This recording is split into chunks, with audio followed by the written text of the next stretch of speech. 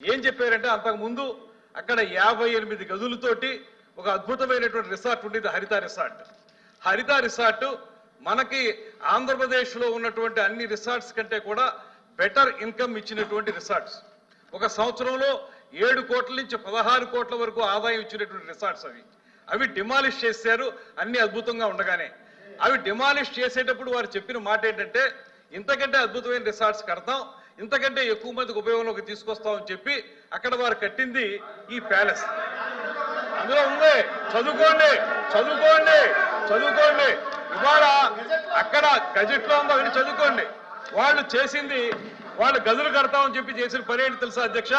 Vizianagaram black అని కట్టారు. అందులో 3 బ్లాకులు అప్పటి ముఖ్యమంత్రి గారికి, అప్పుడు వారి కుటుంబ సభ్యులకి ఏర్పడేలాగా. కళింగ బ్లాక్ అని కట్టారు, అందులో అఫీషియల్స్ కి. అదేవిధంగా గల్పతి బ్లాక్ అని కట్టారు. దాని తర్వాత వేంగి బ్లాక్ అని కట్టారు. ఇవన్నీ కూడా 7 బ్లాకులు కట్టి 7 బ్లాకుల్లో మొత్తం అన్ని కలిపి మనకు రూములలో వేడే. మేము ప్రత్యక్షంగా చూసాం. డిప్యూటీ చీఫ్ మినిస్టర్ గారు చూశారు, ముఖ్యమంత్రి గారు చూశారు, మేము వెళ్ళి చూసాం.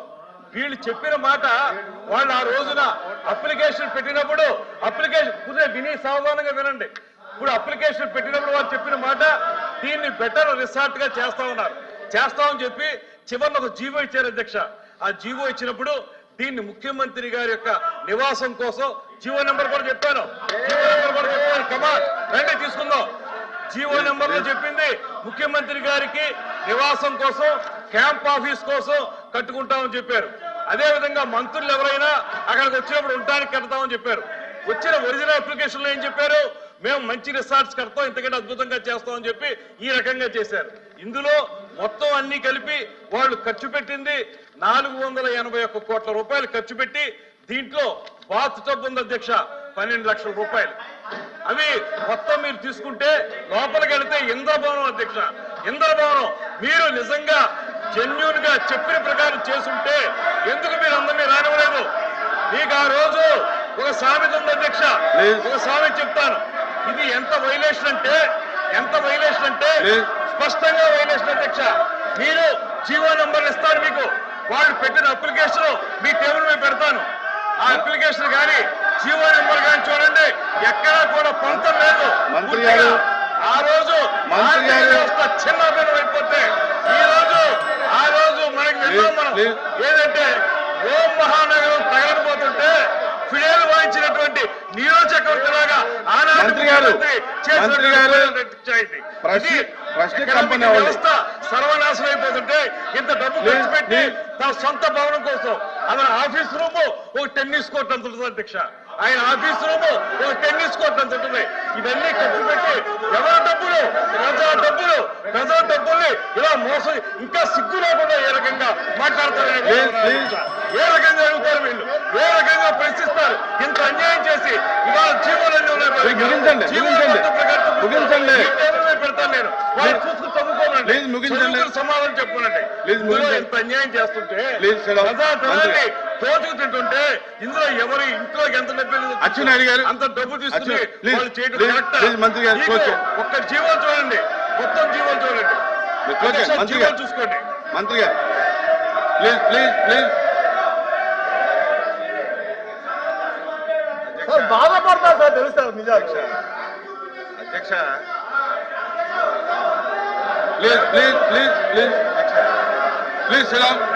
Please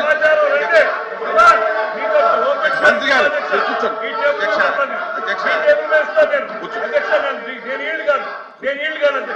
I don't want to yield because they are telling wrong.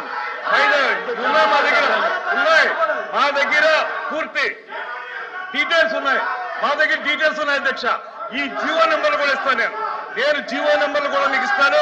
GO నెంబర్లు కూడా చూసి మీరు చెప్పండి. I table all the GOs మీ దగ్గర పెడతాను నేను, రమ్మనండి. ఐ డోంట్ ఈల్డ్ అధ్యక్ష, I don't want to yield. మీరు ఇది తేల్చాలి. వాళ్ళు చెప్పేది అబద్ధమా, నేను చెప్పేది అబద్ధమా తేల్చండి అధ్యక్ష. వాళ్ళు చెప్పేది అబద్ధమా, నేను చెప్పేది అబద్ధమా? జీవో నెంబర్లు చూపిస్తారు, రమ్మనండి. రమ్మనండి, ఓపెన్ డిబేట్ కి రమ్మనండి. వాళ్ళకి దమ్ముంటే ఓపెన్ డిబేట్ కి రమ్మనండి.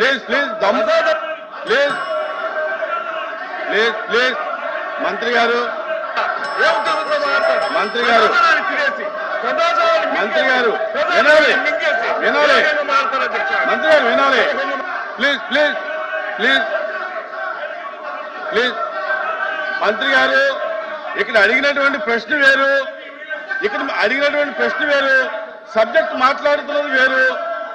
దానికి కావాలని వేరే డిబేట్ పెట్టుకోండి, దానికి కావాలంటే వేరే డిబేట్ పెట్టుకోండి, దానికి కావాలంటే వేరే డిబేట్ పెట్టుకోండి. ఇక్కడ అడిగినటువంటి ప్రశ్న వేరు, మీరు చెప్పేటటువంటి సమాధానం వేరు. ప్లీజ్ ప్లీజ్ ప్లీజ్ అచ్చెన్నాయుడు గారు మాట్లాడతారా? కూర్చో కూర్చో కూర్చో. అచ్చెన్నాయుడు గారు అధ్యక్ష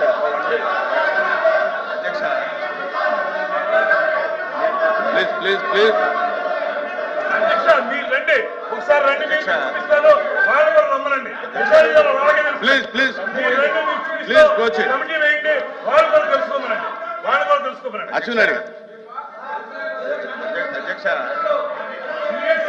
కూర్చోండి కూర్చోండి. రాంగోపాల్ రెడ్డి గారు కూర్చోండి, రాంగోపాల్ రెడ్డి గారు కూర్చోండి కూర్చోండి, మీరు కూడా కూర్చోండి కూర్చోండి.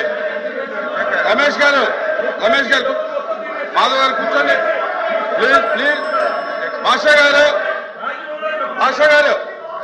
కూర్చోండి. శ్రీకాంత్ కూర్చోండి. అధ్యక్ష, అది వీళ్ళు చూస్తే ఈ రకంగా మాట్లాడరు అధ్యక్ష. అధ్యక్ష మంత్రి గారు వినండి. అచ్చెన్నాయుడు గారు అది అచ్చెన్నాయుడు గారు సూటిగా అధ్యక్ష కాదు, అచ్చెన్నాయుడు గారు ఒక్క నిమిషం కాదు. ఇవాళ అడిగినటువంటి ప్రశ్నలు వేరు, ప్రశ్నని సబ్జెక్టు డిబేట్ అయింది. ఏమి- మీరు కాదు ఇక్కడ అడిగినటువంటి ప్రశ్న నేనైతే అధ్యక్ష, ఒకవేళ దానికి కావాలంటే వేరే డిబేట్ పెట్టుకోండి. నేను అధ్యక్ష మాట్లాడు. నేను అధ్యక్ష ఎవరిని విమర్శించదలుచుకోలేదు. ఇప్పుడే కాదు, ఎప్పుడు విమర్శించను కూడా. ఉన్న వాస్తవాలు చెప్పాలి. ఆ రోజు అధ్యక్ష మంత్రి గారు మాట్లాడుతుంటే మేము ఏంటండి అధ్యక్ష అరే మంత్రి గారు మాట్లాడు, గౌరవ మంత్రి గారు మాట్లాడుతుంటే కూర్చోండి అమ్మా. అధ్యక్ష అది కూర్చోండి. అధ్యక్ష అది వీళ్ళు చూస్తే ఈ రకంగా మాట్లాడరు అధ్యక్ష.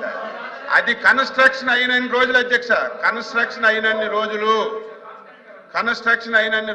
రాంగోపాల్ రెడ్డి గారు ఎవరైనా కూర్చోండి. సరే ఈ రాష్ట్రానికి అధ్యక్ష మీరు నూర్చుంటారా? అదేమన్నా మ్యాంట్రియా ఏంటి? అధ్యక్ష ఎవరైనా ఒక ప్రభుత్వం ఈ రాష్ట్రానికి మంచి జరుగుతున్నటువంటి ఏదైనా ఒక ప్రాజెక్ట్ గాని ఒక కార్యక్రమం చేస్తే దాపరకం పెట్టదు అధ్యక్ష. అది ఎప్పటికప్పుడు చెప్తుంటది. అది కన్స్ట్రక్షన్ అయిన రోజులు అధ్యక్ష ఎవరిని చూపించలేదు. ఆ రోజు సాక్షాత్తు మున్సిపల్ అడ్మినిస్ట్రేషన్ మినిస్టర్ గా ఉన్నటువంటి బొత్స సత్యబాబు గారు కూడా చూశారని నేను అనుకోవడం లేదు అధ్యక్ష. మొత్తం తార్పన్లు కట్టి మొత్తం అది ఒక పక్క పెట్టండి అధ్యక్ష. అది మేము ఎందుకు అంటున్నామంటే బిల్డింగ్లు అధ్యక్ష, బిల్డింగ్ నేను ఆ రోజు అధ్యక్ష ఆ రోజు నేను సభలో ఉన్నాను అధ్యక్ష. లాస్ట్ మున్సిపల్ అడ్మినిస్ట్రేషన్ మినిస్టర్ గా సత్యబాబు గారు ఉన్నారు, నేను కూడా శాసనసభ్యుడిగా సభలో ఉన్నాను. 4 రోజులు అధ్యక్ష ఉపన్యాసం చేశారు. ఏంటని, ఏదైనా ఒక ఎస్ఎఫ్టీ కడితే 4,000 రూపాయలు కడతారు, లేకపోతే 4,500 కడతారు. ఆ రోజు వినండమ్మా, వినండి చెప్పనివ్వండి, రికార్డ్ అవ్వాలి అధ్యక్ష. వినండి, మేము ఎందుకు